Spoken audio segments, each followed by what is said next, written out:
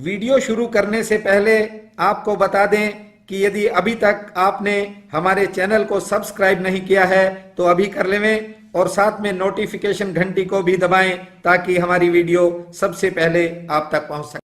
सहज समाधे सुख में रहिबो, कोटि कल्प विश्राम। गुरु कृपाल कृपा जब कीनी, पायो मैं अब ब्रह्म ज्ञान। बंधुओं, सहजता से बड़ी कोई समाधि नहीं है। आदमी कई बार दुनिया को दिखाने के चक्कर में बहुत कुछ गंवा देता है।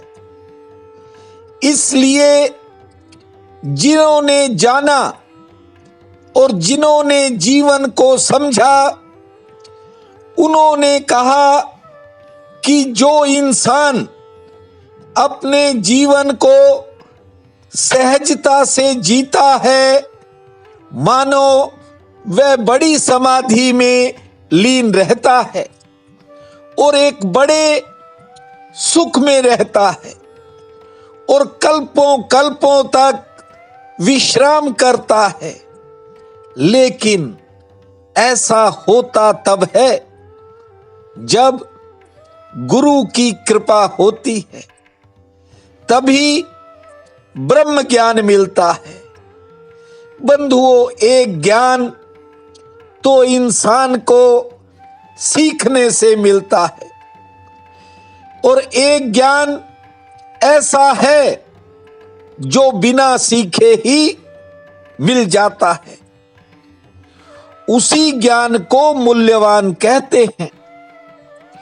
सीखने से तो वही सीखा जा सकता है जो बाहर से डाला जाता है, और अनसीखने से उसका जन्म होता है जो आपके भीतर सदा सदा से विद्यमान है, विराजमान है, आपके भीतर छिपा है। निज धर्म कहता है, आप उस ज्ञान की तलाश करना जो शब्द से नहीं मिलता, जो सोचने और विचारने से नहीं मिलता, जो केवल निर्विचार होने से मिलता है। कई बार आदमी बहुत से वेद शास्त्र, बहुत सी ज्ञान की पुस्तकें, बड़े बड़े ग्रंथों को पढ़ लेता है, लेकिन उसे वास्तविकता की समझ नहीं आती। बंधुओं, वास्तविकता की समझ एक सहज जीवन में, साधारण जीवन में ही आ सकती है। क्योंकि जब हम मुखौटे लगाएंगे, जब हम आवरण तरह तरह के बदलेंगे और जब हम पाखंड की तरफ चलेंगे, तो जो हमारी निजता है वह धीरे धीरे हमसे छूटती चली जाएगी। मानव जन्म बार बार नहीं मिलेगा, इस बात को ठीक से समझ लिया करो। मैं आपसे बार बार एक बात कहता रहता हूं कि जिंदगी में जो भी कार्य करो उसे पूरी समग्रता से करो। संपूर्णता आवश्यक है। हम काम के जिस भाग को भी, जिस हिस्से को भी अधूरा छोड़ देते हैं, उससे सारा काम मटियामेट हो सकता है। इस विषय में आपको एक कथा भी सुना रहा हूं। हो सकता है मैंने ये कथा पहले भी आपको सुनाई हो, क्योंकि जिस समय मैं वीडियो बनाता हूं, कई बार मेरे से कोई बात रिपीट भी हो जाती है, लेकिन हो सकता है किसी ने वह नहीं सुनी हो। इसलिए आज एक कथा आपको फिर सुना रहा हूं। बंधुओं, कहते हैं कि दुर्वासा मुनि एक बार श्री कृष्ण के यहां गए। दुर्वासा की पूरे जगत में ख्याति थी। उनका एक ही विशेष पहलू था कि वे भयंकर क्रोधी थे। यदि काम में जरा सी भी चूक हो गई तो वे तत्काल श्राप दे देते थे। श्री कृष्ण के यहां पहुंचे तो श्री कृष्ण ने उनकी चरण वंदना की और पूछा कि मैं आपकी क्या सेवा करूं। दुर्वासा ऋषि ने कहा कि मैं खीर खाना चाहता हूं। अब मैं फिलहाल तो स्नान करने जा रहा हूं, जब करके लौटूं तब तक आप प्रबंध कर दो। कुछ समय बाद मुनि दुर्वासा जो थे वे स्नान करके लौट आए और उधर खीर की व्यवस्था हो चुकी थी। भगवान कृष्ण हाथ जोड़कर सेवा में खड़े हैं। पात्र में जब थोड़ी सी खीर बची तो मुनि ने वह खीर जो थी वह श्री कृष्ण को दे दी और आज्ञा दी कि जाओ, इस खीर का लेप अपने शरीर पर करो। श्री कृष्ण एक वृक्ष की ओट में चले गए और पूरे शरीर पर मुनि की आज्ञा से लेपन कर लिया।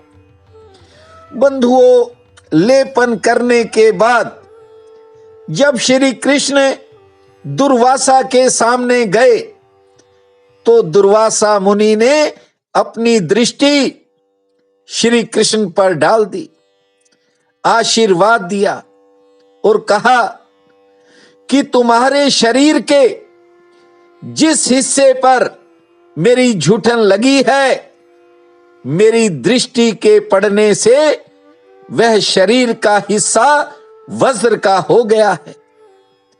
लेकिन हे श्री कृष्ण, आपने एक चूक कर दी।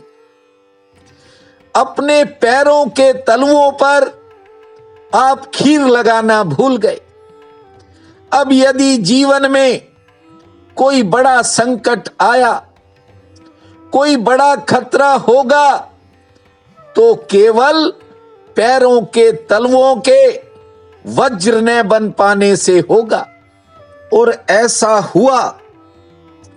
महाभारत के युद्ध के बाद जब प्रभास तीरथ में श्री कृष्ण ने देह त्यागी, तब पैरों के तलवों पर ही बहेलिए का बाण लगा था।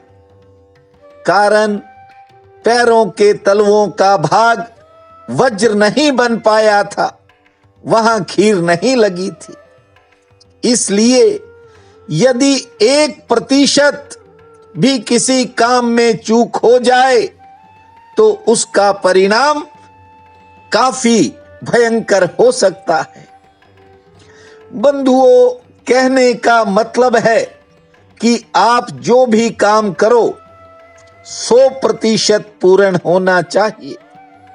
और वह पूर्ण कब होगा, कैसे होगा, यह भी आपको बता रहा हूं।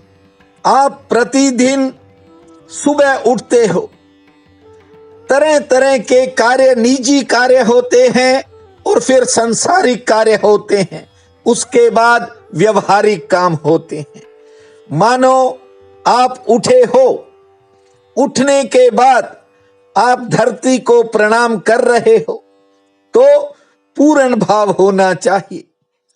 उसके बाद यदि लंबी श्वास खींच रहे हो तो पूर्ण भाव होना चाहिए। और फिर ताली बजाने की बात हो तो वह भी पूरे भाव से बजे। कहने का मतलब यह है कि जो भी काम उसके बाद हो, चाहे वह खाना हो, नहाना हो, और आपका कारोबार है या नौकरी है, व्यापार है, या फिर कोई पूजा अर्चना या कार्य व्यवहार है, सभी कामों में अपना ध्यान पूरा रखो और जिस काम को कर रहे हो ध्यान उसी के अंदर रखोगे तो आपको अच्छे परिणाम मिलेंगे। यदि एक चूक करोगे, एक भूल करोगे, तो मैंने आपको कथा सुना दी है, एक ही भूल सर्वनाश के लिए काफी होती है। बहुत से बहन भाइयों को सुनता हूं, समस्याओं को भी समझता हूं, लेकिन आपको ईमानदारी के साथ एक बात कह रहा हूं कि परमात्मा के प्रति जब भी कोई कार्य करो तो पूर्ण भाव से समर्पित हो जाया करो। ये इसलिए कह रहा हूं कि आपको मंजिल तक ना तो मैं पहुंचा सकता हूं, ना कोई और पहुंचा सकता है। मंजिल तक पहुंचाने की जो क्षमता है, जो ताकत है, जो शक्ति है, वह करुणा निधान भूमा भगवान में है। मुझे तो उस परमात्मा का हुक्म होता है तो आपके चरणों में हाजिर हो जाता हूं। सोचता हूं कि ईश्वर ने मुझे इस काम के लिए बनाया है और उसकी मर्जी के बिना मैं एक शब्द भी नहीं बोल सकता। यदि वह बुलवाता है तभी मैं बोलता हूं। बंधुओं, इसीलिए कहता हूं, कभी अपने आप को कर्ता मत समझो, और जो अपने आप को कर्ता समझता है उसके दरवाजे सदा सदा के लिए बंद हो जाते हैं। बेकार के भ्रम जो ये मन पैदा करता है उससे परे हट जाओ। तुम पूर्ण ज्ञान की तलाश में जुट जाओ। आप पाओगे कि आपके जीवन में ऐसे फूल खिलने शुरू हो गए, ऐसा प्रकाश उतरना शुरू हो गया जो आपके सपनों को कभी भी हकीकत में बदल देगा, और ऐसा होगा जिसकी आपने कभी कल्पना भी नहीं की होगी। आज माघ महीने के शुक्ल पक्ष की तृतीया है। इस दिन को गौरी तृतीया और गोमत्री के नाम से जाना जाता है। उठते ही धरती मां को साष्टांग प्रणाम करना, 3 बार लंबी श्वास लेने के बाद 33 बार ताली बजाना, फिर हरे पेड़ पौधों को देखना, सूर्य नारायण भगवान को जल देकर उनके दर्शन करने के बाद ही अपने दिन के कामों की शुरुआत करना, और मीठे चावल का भोग आज गौरी मां को लगाना। शाम को एक दीपक घर के आंगन में जलाना और घर के मुख्य द्वार को दोनों तरफ जल से सींच देना। भूमा भास्कर पूरी आस कर, भूमा भास्कर पूरी आस कर, इस प्रार्थना मंत्र को जपना, आपका समय शुभ रहेगा। प्रिय बंधुओं व मातृदेवी शक्तियों, आज 14 फरवरी दिन रविवार है। आप सबको मेरा नमस्कार है। आज का राशिफल इस प्रकार है। मेष, आज किसी काम में अचानक गति आ सकती है और किसी के प्रति आपका मन बदल सकता है। आमदन के लिए दिन सामान्य रहेगा। कारोबार से जुड़ा कोई मसला हल होगा। वृषभ, आमदन के लिए दिन मध्यम श्रेणी वाला है, लेकिन आज कोई पुरानी चिंता मन को घेर सकती है। कुछ कामों में इंतजार करना पड़ेगा। दोपहर बाद समय में बदलाव होगा और कोई नया संपर्क भी जुड़ सकता है। मिथुन, किसी के प्रति आज आपका आकर्षण बढ़ सकता है। कोई यात्रा हो सकती है। नई मुलाकात का योग है। कारोबारी सितारे ठीक रहेंगे और सेहत भी लगभग ठीक रहेगी। कर्क, आज किसी रिश्तेदार से मुलाकात का योग है। किसी काम में आपको कोई बड़ा फायदा भी मिल सकता है। कोई अतिरिक्त लाभ मिल सकता है। सेहत पक्ष थोड़ा नरम है और कोई अच्छा समाचार आएगा जिससे उत्साह में बढ़ोतरी होगी। सिंह, कार्य क्षेत्र की कोई कठिनाई मन में दुविधा बना सकती है, हालांकि कारोबारी सितारे ठीक रहेंगे। किसी विवाद का हल निकल सकता है। दोपहर बाद कोई पुराना रुका हुआ काम अचानक गति पकड़ सकता है। कन्या, किसी कारण मन में कुछ नए विचार भविष्य को लेकर पैदा हो सकते हैं। यात्रा की योजना बनेगी और अपनों से मिलन होगा। आमदन के लिए दिन सामान्य है। सेहत पक्ष थोड़ा नरम है। तुला, अचानक कोई काम गति पकड़ेगा और कारोबारी सितारे पक्ष में रहेंगे। किसी महत्वपूर्ण काम में सफलता का रास्ता खुलेगा। कुछ नए खर्चे भी सामने आएंगे। वृश्चिक, घरेलू मोर्चे पर आपका ज्यादा समय खर्च होगा। किसी काम में प्रतीक्षा करनी पड़ेगी। आमदन के लिए दिन सामान्य रहेगा। सेहत ठीक रहेगी।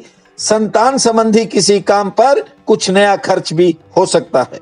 धनु, आज किसी पुरानी मेहनत से फायदा मिल सकता है और रुका हुआ काम आगे बढ़ेगा। कोई पुरानी उलझन दूर होगी। किसी करीबी से थोड़े मतभेद भी बन सकते हैं।